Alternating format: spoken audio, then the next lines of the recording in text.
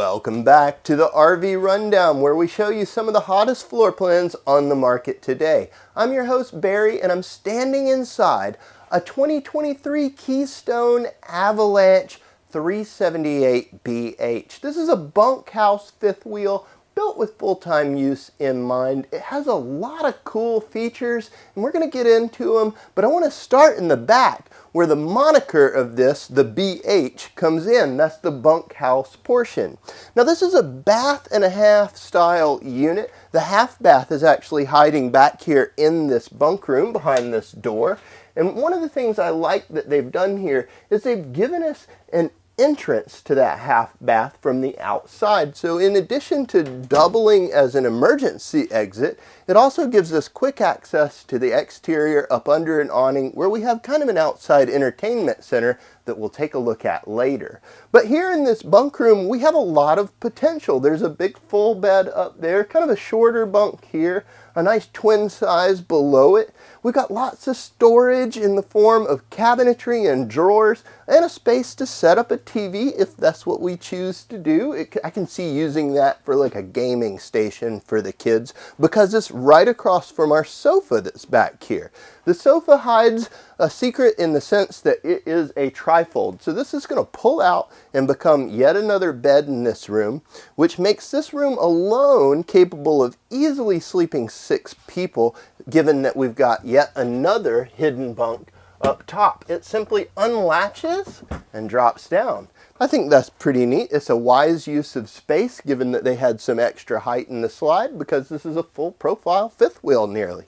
Now pushing out of here, we have a cool little living space. So one of the things that is always difficult with these bunkhouse fifth wheels is making use of all of the space. Oftentimes the living space is what ends up getting compromised. Now remember, we did have a couch across from the entertainment center in the back, but in this case they've given us a giant long couch in the slide to accommodate the family that sits across from the main entertainment center, which has a Jensen Smart TV. It's a flat panel. It is on a mount that pulls out, extends, and rotates, so you can point it towards different sections of the coach.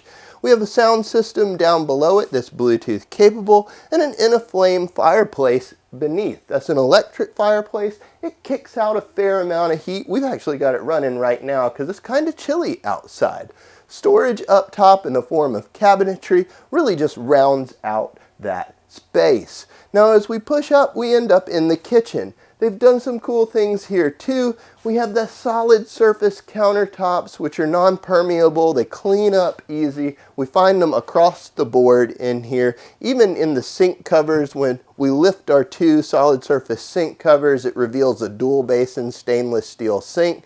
Nice high-rise faucet with a moving wand for rinsing out those big pots and pans. And lots of attention to the details in here with little things like the sconces that are up above. We've got a 3-burner stove with a glass cooktop just to kind of cover it up and give us more prep space. There's a big drawer down beneath the oven portion of it for storing larger pots and pans. Nice big microwave here, storage up above.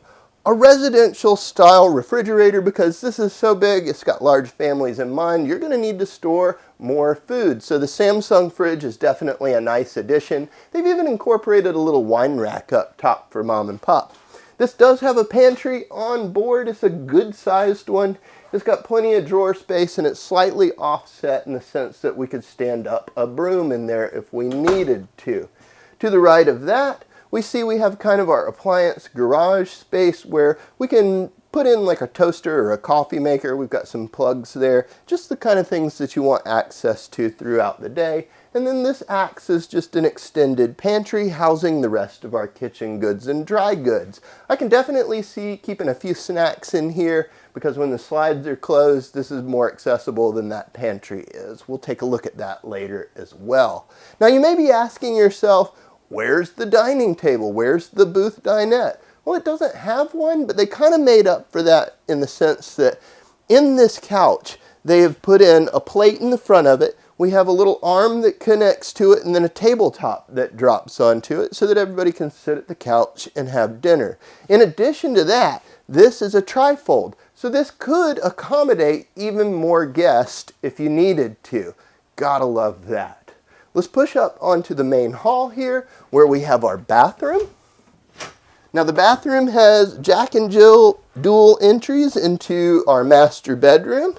It has plenty of storage in the form of cabinetry all around our primary sink. We've got a medicine cabinet and a mirror, foot flush toilet, and guys, the shower. I love this shower. The shower is big. I've said it before, I'll say it again. I'm 6'3", so I'm not a small person. I do end up being able to stand up completely straight in here. My head ends up in the skylight a bit, but it's not a problem. There's a lot of room here. There's even a cool little seat on the end, just, you know, making it comfortable. I love the fact that it's a one-piece fiberglass surround. That's really nice. All of this leads us into our primary bedroom, where we have a king-sized bed with a padded rear headboard.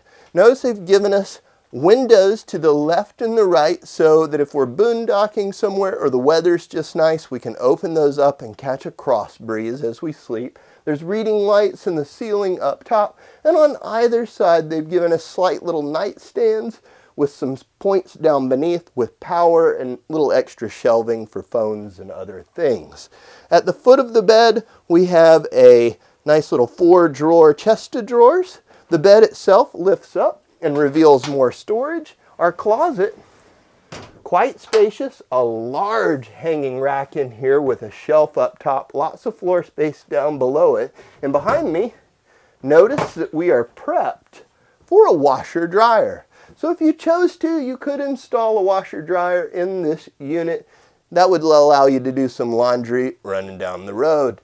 We've got an air conditioner dedicated to this room. This is a 50 amp service camper, so it's got a few on board.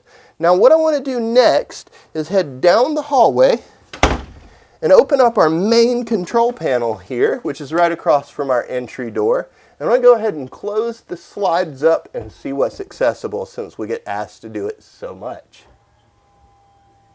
Here we go. You can hear those hydraulic slides whirring up. All right, now that we've got all of our slides in, I'm going to step down the stairs here. We can come in our entry door, and earlier I was talking about how I might use this for snacks. This is the most accessible storage that we have.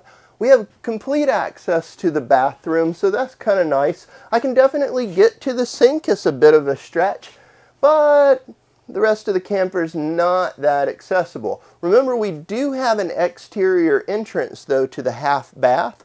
So really, running down the road, we could, if we just need a bathroom break, just jump into that half bath in the back without messing with anything. Or 2 people could use the bathroom simply because we do have access to that upper deck bathroom as well.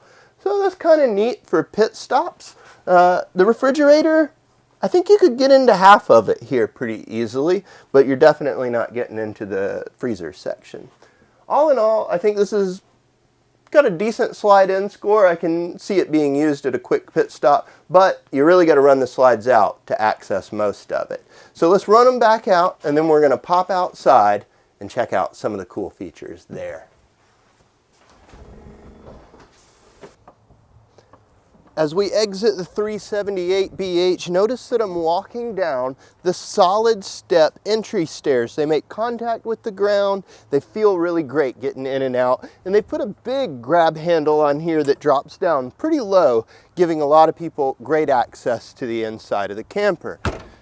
Up towards the front, we have a few things going on. We've got an insulated baggage door with slam latches, and it has something that's kind of different here. The first time I saw this, I thought it was a magnetic catch. It is not. It's a mechanical catch with a little switch.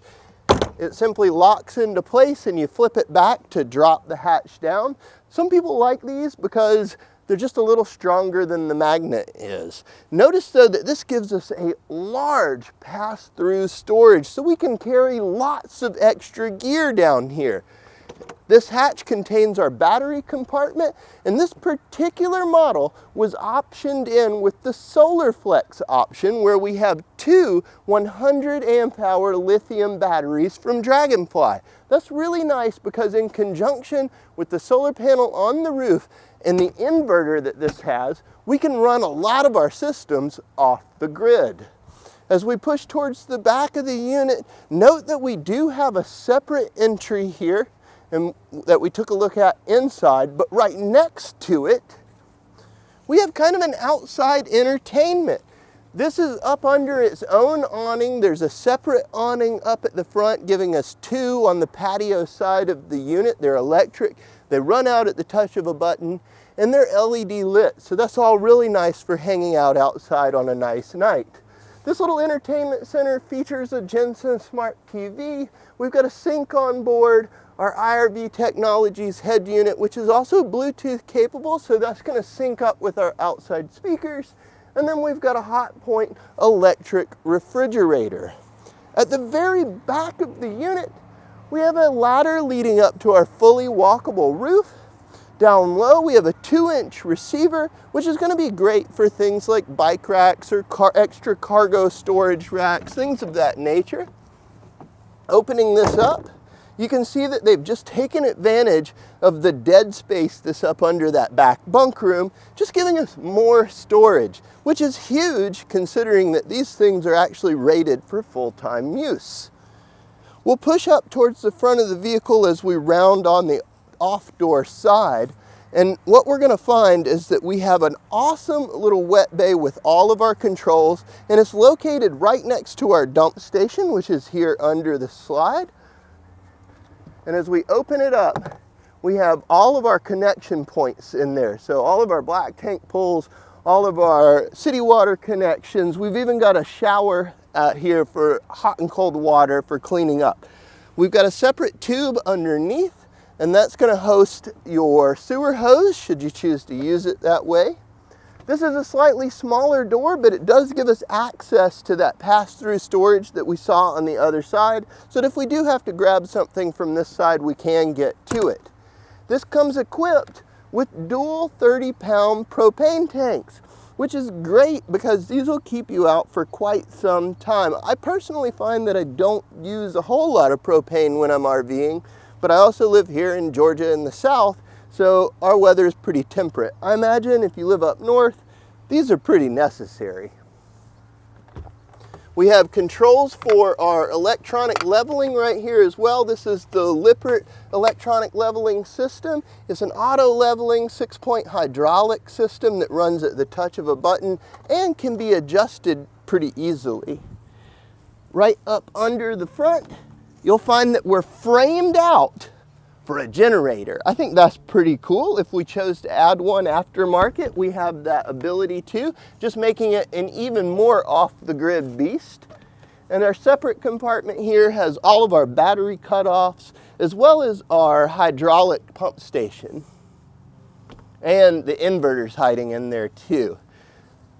Up front, Road Armor Trail Air Lippert pin box here is going to do a great job of knocking out a whole lot of that chucking that you feel going down the road, thanks to the big escutcheon plate that they put inside of it. It's really going to help with some of that back and forth motion feeling. Fully molded front cap, lit up with LED lights, and a cool little backup mirror just to help you get into place as you're hitching up. All in all, this is a really cool little family unit. I think that the Avalanche is doing something right here when it comes to family style fifth wheels. This is something I can see vacationing in for extended trips, like weeks on end. I would certainly do it with my family. I think there's plenty of space in there and it's comfortable for everyone.